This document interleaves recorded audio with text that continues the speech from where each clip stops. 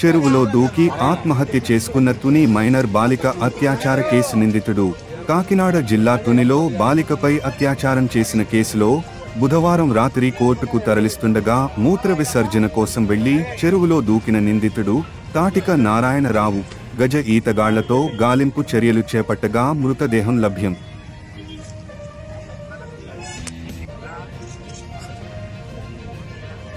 Medical చెకప్లు అన్నీ అయిన తర్వాత రాత్రి 10:10 తర్వాత ప్రాంతంలో మ్యాజిస్ట్రేట్ వారి ముందు ఆంధ్రప్రదేశ్కు తుని తీసుకువస్తుండగా సదరు వ్యక్తి ఈ కోమట చెరువు సమీపంలోకి వచ్చిన తర్వాత బాత్రూమ్కి వస్తుందని చెప్పి దిగి సడన్ గా చెరువులో దూకినట్లు తెలిసింది.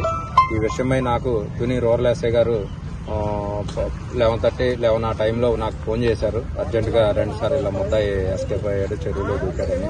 వెంటనే నేను ఫైర్ డిపార్ట్మెంట్ తీసుకొచ్చి రాత్రి 12:30 వరకు ఈ చుట్టుపక్కల అంతా కూడా వెతికాము.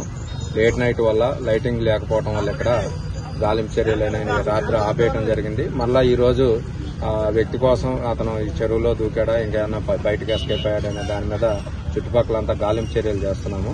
దీని మీద తుని రూరల్ పోలీసు వారు దర్యాప్తు చేస్తున్నారు.